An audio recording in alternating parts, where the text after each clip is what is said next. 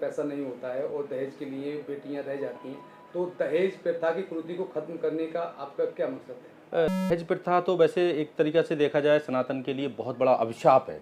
अगर दहेज से ही सब कुछ शुरुआत होता है, जब हम अपनी बेटी घर में जन्म लेती है, सबसे पहले मातम इसी बात का चाहता है कि इसकी शादी कैसे होगी। अगर दहेज ही बंद हो जाए तो खुशियाँ मनेंगी, जैसी बच्ची पैदा होगी घर में खुशियाँ मनेंगी, कि दहेज की कोई चिंता नहीं होगी। लेकिन दहेज की सबसे बड़ी वजह यह है कि दहेज देखा देखी बहुत है कि उसने अपनी बेटी के लिए वो दिया है, और बेटी भी सोचती है कि मेरी बड़ी बहन के लिए इन्होंने पापा ने कार दी है तो मुझे भी कार दें। अब वो बेटी ये तो नहीं सोचती है कि पापा ने कर्जा करके कार दी थी, ये करके किस तरीके से क्या हुआ था। और जो सबसे बड़ा दहेज का मामला ये है, लड़के वाले दहेज ले ही ना। आपने देखा होगा मनोना धाम पे 3-4 शादियां मैंने दहेज रहित कराई हैं, केवल 2 मालाएं मंगाई, और वो भी मालाएं क्या मंदिर से ही उठा ली मालाएं और शादी कर दी। संपन्न खुशहाली वाली बात है। अगर आपके पास पैसा है, अपनी बच्ची को मजबूत करना चाहते हैं, उसके नाम पे आप एफडी कर दीजिए, आप उसके नाम पर कोई प्लॉट खरीद के रख दीजिए, उनके आगे भविष्य के लिए काम आएगा। आपने बैंड में, खाने में, धर्मशालाओं में, होटलों में, इन सब चीज़ों में केवल देखा देखी दिखावे के लिए आपने कितना रुपया खर्च कर दिया। और खर्च नहीं अगर आपके पास में तो कर्जा कर लिया। आप देखते हो जितने बड़े सेलिब्रिटी होंगे वो बहुत बिल्कुल मतलब लिमिटेड लोगों को ले जाके शादी कर लेते हैं जाके, वो भी तो करोड़ों रुपए खर्च कर सकते हैं शादी पे, क्यों नहीं खर्च करते हैं? वो समझ चुके होते हैं, क्योंकि ये दिखावा दिखाना, ये सब कुछ करना व्यर्थ है, इस बिल्कुल नहीं करना चाहिए। जो भी धार्मिक रूप से आपके जैसे फेरे का मामला है, ब्राह्मण पे खर्च करना है, ये से वो खर्चे करो आप केवल। लेकिन बेमतलब का दिखावा दिखावे के चक्कर में आप 5 स्टार 7 स्टार होटलों में जा रहे हो, 1-1 हज़ार 2-2 हज़ार की प्लेट हैं वहाँ पर, ठीक, और आपने लाखों रुपए उसमें खर्च कर दिया। आप पे पैसा है, इसका मतलब ये नहीं है कि आप पैसा पानी की तरह बहा रहे हो। उस पैसे के लिए सही काम में लगाओ। अगर ज़्यादा ही पैसा है देश हित में लगा दो, ज़्यादा ही पैसा है गरीबों के उत्थान में लगा दो, ज़्यादा ही पैसा है किसी जनहित में लगा दो। इसका मतलब ये थोड़ी अपनी बेटी की शादी के चक्कर में करोड़ों अरबों रुपए लोग खर्च कर देते हैं, और वो खर्च करने के बाद में अपने आप को सीना बड़ा चौड़ा करते हैं कि हमने बहुत अच्छा काम करा। अब गरीब लोग आपको फॉलो करते हैं, गरीब लोग आपको फॉलो करने के चक्कर में कर्जा करते हैं, और कर्जा करने के बाद पूरी जिंदगी कर्जा पाटते हैं, और उनके घर में एक तरीके से निगेटिव एनर्जी वास कर जाती है। क्योंकि घर में अगर कर्जा हो गया है घर में, और बेटी के लिए भी ताने मारे जाते हैं वहाँ पर जाके, ससुराल में जाके, कि तू इतना कम लाई इधर जाए। और उसके बाद दहेज एक्ट आपने बहुत सुने होंगे। दहेज एक्ट का होने का मतलब ही जब दहेज होगा ही नहीं तो दहेज एक्ट कहाँ से लगेगा? दहेज एक्ट का मतलब सबसे यही तो, दहेज है तब तो दहेज एक्ट है, तभी तो सारी चीज़ें हैं, तभी तो पति फरमाइश करता है तुमने बुलेट दी भैया, तुमने कार क्यों नहीं दी? अब बुलेट ही नहीं दोगे तो वो कभी कार की बात ही नहीं करेगा। अपने पैसे से लो ना आप। आपको अगर कार का शौक है, बुलेट का शौक है, किसी और चीज़ का शौक है, तो वो अपने पैसे से लो। अब पति क्या करता है? पत्नी को प्रताड़ित करता है कि अब जाओ अपने पापा से ये मांगो, जाके अपने घर से ये लाओ। फिर आपस में टेंशन शुरू होती हैं, कलेश शुरू होते हैं। फिर पति कहता है आपके मैके की बुराई करता है। तो ये जो चीज़ें जो धीरे धीरे शुरू होती हैं छोटी छोटी, ये दहेज जो है में बहुत ही गलत चीज़ है। दहेज बिल्कुल भी नहीं होना चाहिए। बिल्कुल सिंपल शादी करो, और अपने बच्चों को, बेटी को, बेटे को, दामाद को, उनको मजबूत करो, उनके एफडी कर दो, उनके लिए प्लॉट खरीद दे दो, उनको इस तरीके से मजबूत करो कि वो आने वाले समय में मजबूत रहे। ये नहीं कर्जा करने के बाद में आपने बहुत ज़्यादा एक तरीक़ा से समाज को दिखाने का, और समाज पता क्या होता है? समाज सबसे ज़्यादा, अगर ज़्यादा गलत होता है तो समाज कभी आपका नहीं होगा। कुछ भी कर लेना चाहो, कितने भी एक तरीके से त्याग कर लेना, कुछ भी कर लेना, आप लाखों करोड़ों 4 दिन तारीफ करेगा केवल आपकी। करे उनकी लड़की की शादी बहुत अच्छी हुई थी, या उनके बेटे की शादी बहुत अच्छी हुई थी। आप कर्जा पाटोगे, समाज से आप 10,000 रुपये भी मांगोगे तो कहेगा ब्याज पे दूंगा 10,000 रुपये।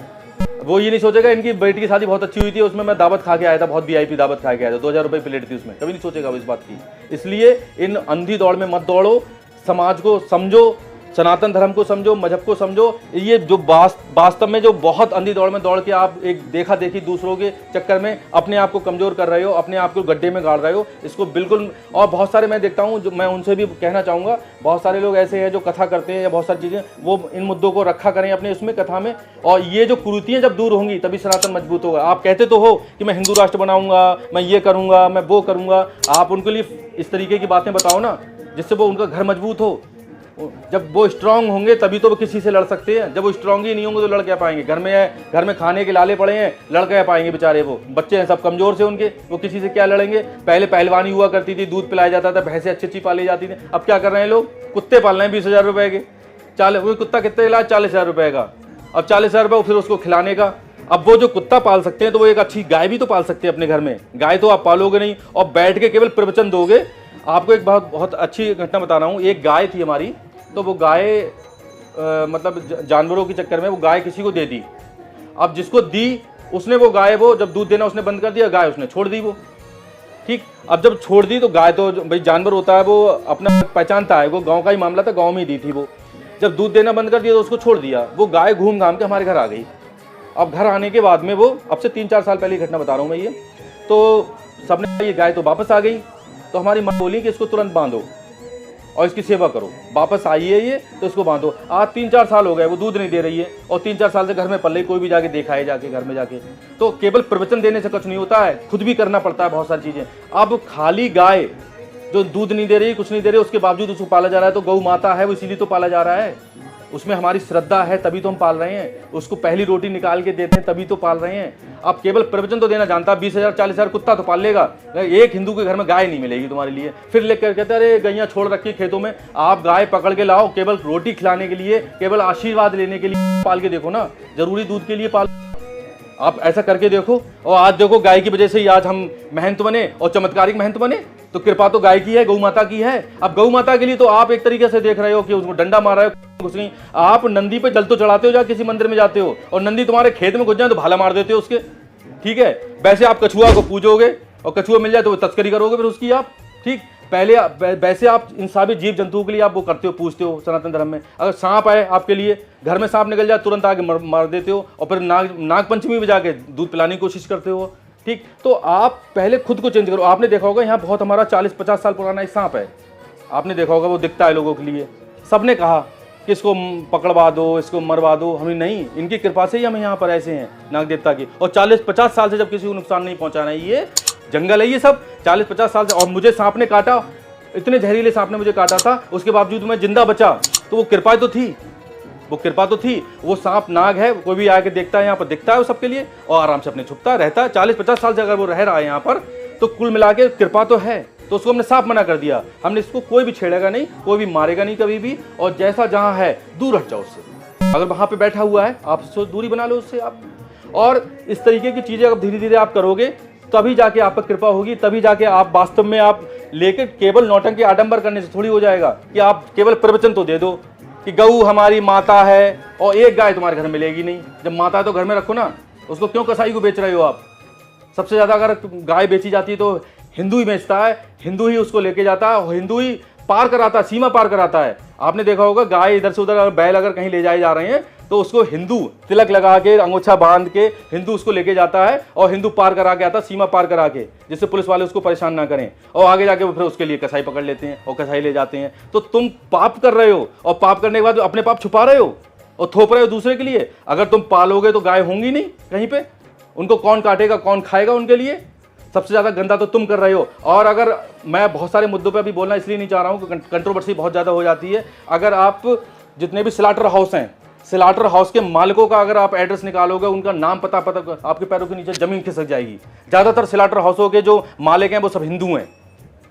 आप कर क्या रहे हो? पैसे की खातिर आप कोई भी काम कर रहे हो, कोई भी गलत काम कर रहे हो। आप ये सोच ही नहीं रहे हो कि पाप लग रहा है और सबका भुगतान ही देना होता है। आप गलत कार्य करोगे तो आपको भुगतान यहाँ देना पड़ेगा। पहले जमाना था क्या था कि आपके पहले किसी को वो दिया जाता, बदुआ दी जाती थी, तो लोग कहते थे तेरा आसा औलाद तेरी भुगतेगी, ये तेरा नाती पोता भुगतेगा। अब पता अब कोई नहीं कहता इस बात को, तुम कर रहे हो तुम ही भुगतोगे। ईश्वर के पास में सुपर कंप्यूटर है, अगर आप कुछ गलत कर रहे हो तो वो तुरंत आपकी लिखता है और तुरंत एंटर मार देता है, आपको इधर करो इधर ले लो आप। तो इसलिए इन चीज़ों को बहुत समझो, ईश्वर की ताकत को समझो, सनातन को समझो और सनातन को फॉलो करो। अगर प्रकृति ने कोई चीज़ें बनाई हैं उनका संरक्षण करो। गाय को अगर बहुत ज़्यादा अगर हम माता मानते हैं तो उसका संरक्षण भी करो। ये नहीं खेत में अगर घुसाई चार, हमने कभी देखा है कि जैसे हमारे खेत में गाय वाय घुस गई तो हमने उनसे कहा कि ऐसे आवाज़ दे के निकालना, कभी किसी के डंडा मत मारना, कभी किसी को दिक्कत मत पहुंचाना, ठीक है। और चर रही तो चरने दो। अब तो हमने बहुत सारे खेत ऐसे छोड़ रखे हैं कि जाओ चरो, कहाँ जाएंगी बेचारी वो? फिर दोष कैसे देते हैं हम सरकार को, सरकार ने छुड़वा रखी हैं। हम यही तो दोष देते हैं। अगर गाय भैंस कोई भी अगर हमारे खेत में घुस जाए, फसल का नुकसान कर दें, तो सबसे ज़्यादा हम दोष देते हैं एकदम तुरंत, सरकार ने ऐसा कर दिया है। अरे सरकार ने, तुम्हारे घर में क्या पल नहीं है? पहले हर घर में थी तो खेतों में नजर नहीं आती थी, लेकिन आज तुम पाल ही नहीं रहे हो। दूध जब तक दे रही तब तक तो पाल रहे हो, दूध जैसे ही देना बंद कर दिया उसको हटा दिया। अब तुम्हारे बुजुर्ग माँ बाप हैं, काम कर रहे हैं तभी तो पालोगे, रिटायर हो जाओगे तो वृद्धाश्रम छोड़ दोगे क्या? आप सोचो। और कर रहे हैं लोग, जो ज़्यादा मॉडर्न लोग हैं वो अपने माता पिता के लिए भेज देते हैं वृद्धाश्रम, और बहुत पैसे वाले लोग होते हैं। अगर वृद्धाश्रम आप जाके देखोगे तो सबसे ज़्यादा वृद्धा वो लोग होंगे जिनके बच्चे बहुत अच्छी पोस्ट पे होंगे, विदेशों में होंगे, उनके माँ बाप वृद्धाश्रम में रहने के लिए परेशान हो रहे हैं। तो हम लोग केवल बातें करते हैं, बातें करने के बाद उनको फॉलो नहीं करते हैं। खुद भी अमल करो। कोई भी आप नियम, अगर जैसे हम किसी से बोलें कि आप चीनी मत खाओ, तो पहले खुद भी तो खाना छोड़ो। दूसरे को प्रवचन दे दें केवल हम कि तुम ये मत काम मत करो, स्वयं हमें करना चाहिए पहले। स्वयं जब हम करें उसके बाद हम दूसरे के लिए कहने के हकदार हैं। पहले गाय हमारे घर में 4 साल से बिना दूध दिए पल रही है, तब हम ये कह पा रहे हैं। अगर हम नहीं कर रहे होते ऐसा, तो हम इतना आंखें में आंखें मिला के, नजरों में नजरों मिला के हम कोई प्रवचन नहीं दे पाते। सारे प्रवचन हमारे झूठे नजर आते, आडंबर नजर आता, पाखंड नजर आता। तो केवल अगर व्यास गद्दी पे बैठ के अगर आप बहुत लंबे लंबे प्रवचन दे रहे हो, तो आप देखो आप खुद भी क्या कर रहे हो। आप खुद आप कहने के अगर हकदार हो तब कहने के हकदार हो। अब खुद नहीं कर पा रहे हो, केवल प्रवचन दे रहे हो, तो तुम्हारे प्रवचन कोई सुनने नहीं आ रहा है। सब वहां पे बैठ के पबजी खेलते हैं आपके कथा पंडालों में। जय श्री श्याम, जय श्री श्याम, जय श्री श्याम। सनातन धर्म में आजकल ब्यूटी पार्लर का बहुत चलन है, और ब्यूटी पार्लर जो करते हैं वो दूसरे धर्म के लोग करते हैं। हमारा समाज किस दिशा में जा रहा है? अरे ये तो क्वेश्चन ही आपको मुझसे नहीं करना चाहिए। इस क्वेश्चन पे सबसे ज़्यादा मुझे गुस्सा आता है, और सबसे ज़्यादा गुस्सा मुझे माँ बापों पे आता है कि अगर अब माता पिता अपनी बच्ची के लिए भेज रहे हैं, सपोज करो मैंने ये देखा कि उनके लिए बड़ा चलन चला है कि मेहंदी रखवाने भेज रहे हैं। अब मेहंदी रखवाने का पता है कौन मेहंदी रख रहा है? आपके बच्ची की जाके, ठीक है, स्टूल नीचे डाल दिया, बच्ची को ऊपर बैठाल दिया, घुटनों पे पैर रख दिए, फिर पैरों पे मेहंदी रखी जा रही है। आप सोचो कहाँ जा रहे हो आप? इतना मेहंदी रखना क्या जरूरी है? पहले क्या था, मेहंदी रखी जाती थी, माताएं बहनें एक दूसरे के रख देती थी मेहंदी, कभी ये नौटंकी नहीं थी। अब ज्यादा मेहंदी तुम किसको दिखाने के चक्कर में कहाँ क्या कर रहे हो आप? उस सुंदरता के चक्कर में आप अपना फेशियल कराने जा रहे हो जिस ब्यूटी पार्लर में। कौन कर रहा है? कोई जेंट्स कर रहा है। आपकी बच्चियों के कोई सूट अगर सिल रहा है तो पहले नाप जाता था, सूट चला जाता था, कपड़े चले जाते थे, सूट गया। अब बच्चों का नाप कैसे लिया जा रहा है? जब इस तरीके की नौटंकियां हो रही हैं और उसके बावजूद माता पिता बच्चियों के साथ जा रहे हैं और वो अपने बच्ची के साथ सामने खड़े होकर सारी चीजें करा रहे हैं, उसके बावजूद भी कह रहे हैं कि हमारी बच्ची भटक गई, हमारी बच्ची ये हो गई। आप बच्चियों को भेज कहाँ रहे हो? आप अंधी दौड़ के चक्कर में, और आपकी बच्ची ने जो बोल दिया, आपकी बहू ने जो बोल दिया, आपकी बहन ने जो बोल दिया, आप मान रहे हो? आप मेहंदी रखवा रहे हो, फेशियल करा रहे हो, यहाँ भेज रहे हो, वहाँ भेज रहे हो। आप सारे काम कौन कर लोग कर रहे हैं? फिर कहते हो कि हमारी बच्ची तो भटक गई, हमारे साथ ये हो गया, हमारे साथ। आप फॉलो कहाँ कर पा रहे हो? आप इतने बिजनेस में और कामों में इतने व्यस्त हो, अपने बच्चों पर ध्यान कहाँ दे पा रहे हो? हमारा बच्चा कहाँ जा रहा है, कैसे जा रहा है, क्यों जा रहा है, किस वजह से जा रहा है? तो इन चीज़ों पे बहुत गौर करना चाहिए हमारे लिए, और ये इन चीज़ों में निपचड़ों में नहीं पड़ना चाहिए। जो समझदार बच्चियां हैं, बेटियां हैं, बहुएं हैं, वो अपना जो भी कुछ करती है, फेशियल किट मंगा लो, घर पे फेशियल कर लो, उसको सीखो ना। कोई अलग से थोड़ी है। ब्यूटिशियन, अगर कोई महिला ब्यूटिशियन है, महिला ब्यूटी पार्लर में चले जाओ। आप ये भी तो देखो कि आप वहाँ पर जेंट्स से आप फेशियल करा रहे हो जाके, या हेयर कटिंग करा रहे हो आप जाके अपनी बच्ची की जाके, करा रहे हो जाके आपको पता ही नहीं है हमारी बच्ची कहाँ जा रही है।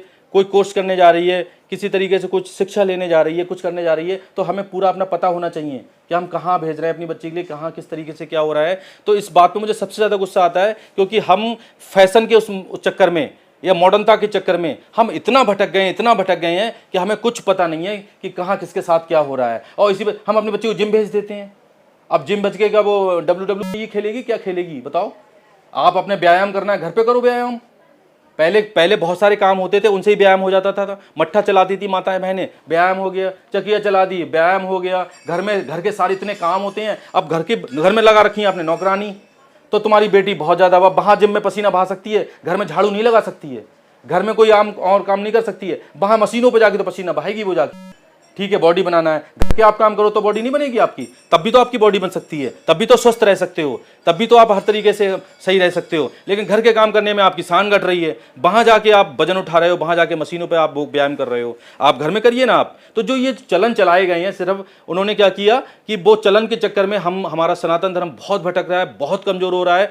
हमारे माताएं बहनें बच्चियाँ सब दूसरों के हाथों में हैं, वो ये सबसे ज़्यादा गलत है। आप अपनी माता बहनों के लिए, बच्चियों के लिए, सबके लिए शिक्षा दीजिए कि हमें कहाँ रहना है, किससे बात करना है, किससे क्या करना है। जब तक ये चीज़ें होंगी तब तक बहुत ज़्यादा कमजोरी रहेगी हमारे धर्म की, बहुत ज़्यादा। और ये जो जितने केस होते हैं आपने देखा होगा, वो इसी वजह से होते हैं। कहीं ना कहीं कोई ऐसा लिंक होता है कि वहाँ आप किसी के संपर्क में आओगे, चाहे किसी माध्यम से आओ। जब आप संपर्क में आओगे तब धीरे धीरे आपकी वार्तालाप बनेगी और धीरे धीरे दिक्कतें शुरू हो जाएंगी। आप संपर्क ही मत रखो इस तरीके से। जब संपर्क कब नहीं रखोगे? आप इतने कमजोर हो चुके हो कि आप अपनी बेटियों के सामने बोल भी नहीं पाते हो।